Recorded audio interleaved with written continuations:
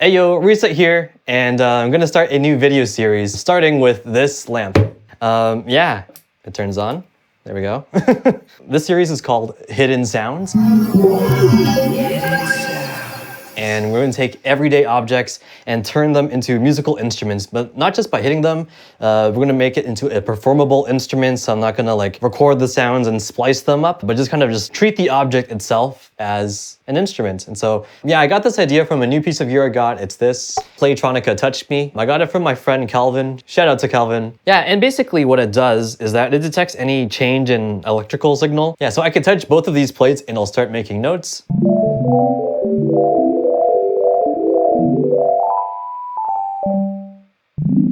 And we can also use alligator clips here and hook it up to other objects. Let's give that a try. And the other clip, I'll just touch to this metal stick.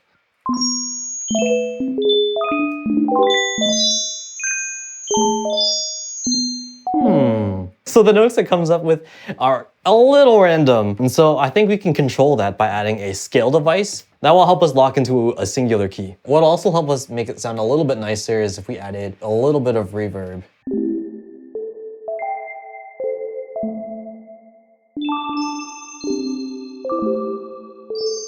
So that's one of the ways I was thinking we could play with this lamp. Some other things that I had that might also be cool is this contact microphone. How a contact mic works is that it records the sound of whatever object it is currently in contact with, right? So in everyday life, we hear sound passing like through the air. But now imagine sound passing through like a physical object. So instead of hearing the sound pass through the air, it's through a physical medium.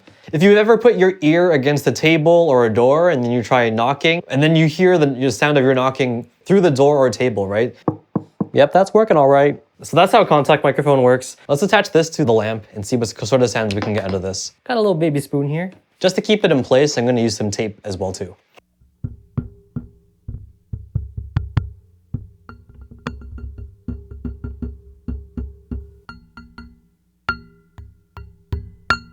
Again, I think some reverb could really help accentuate the sounds a bit more.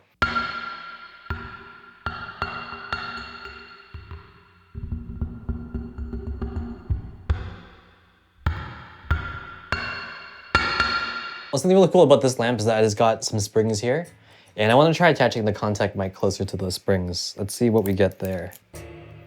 Ooh.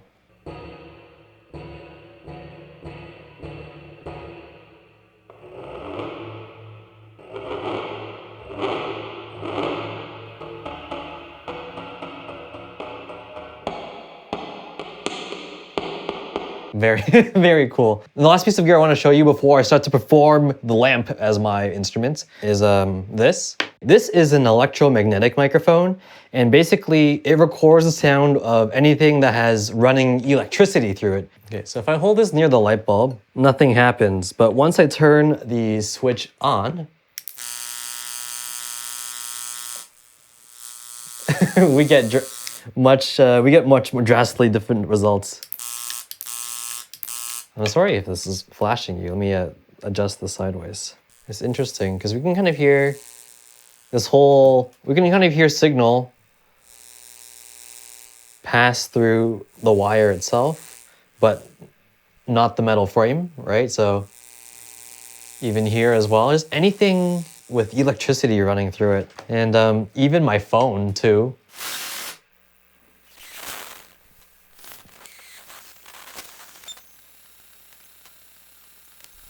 Pretty weird.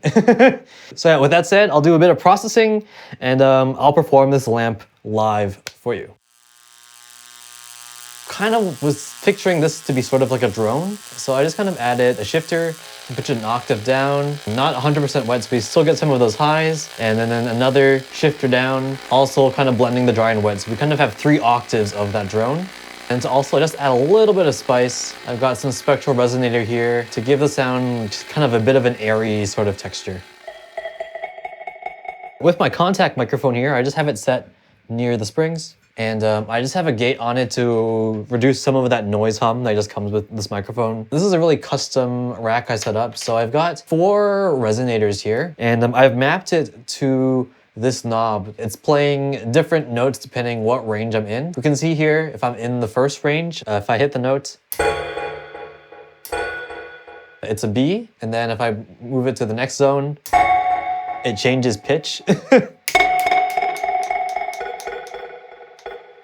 And then I've got an E over here, and a D sharp.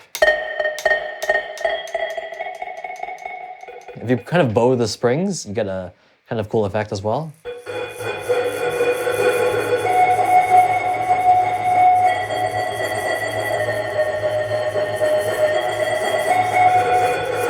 And also, just to give me another more control, I have another knob MIDI mapped here. I can move this, and it's the dry sound. If I wanted something more percussive, I could switch to that, or start to blend in some of that more wet sound. And the contact mic has a bit of delay just to give some extra kind of sort of groove or momentum with all of those percussive hits. So yeah, I just have one alligator clip on the spring down here and one floating one, so I can just kind of like float this around.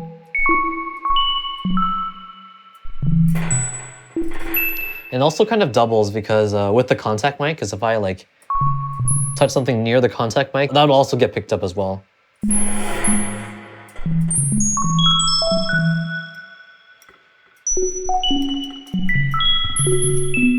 Maybe I'll add a bit of delay to this too, just a bit.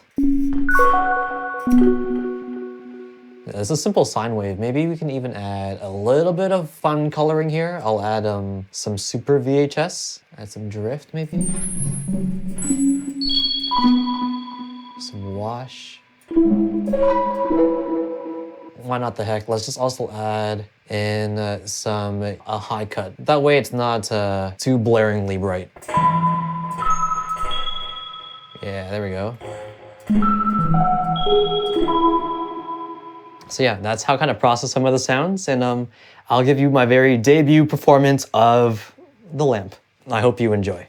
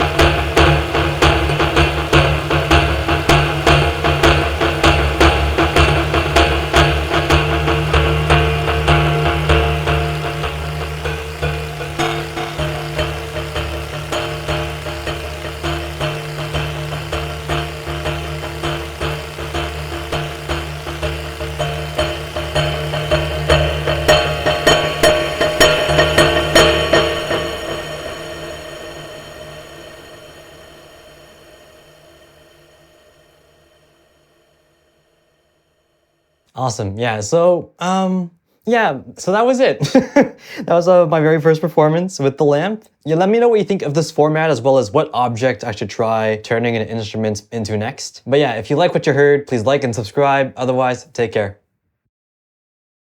Ready for my audition.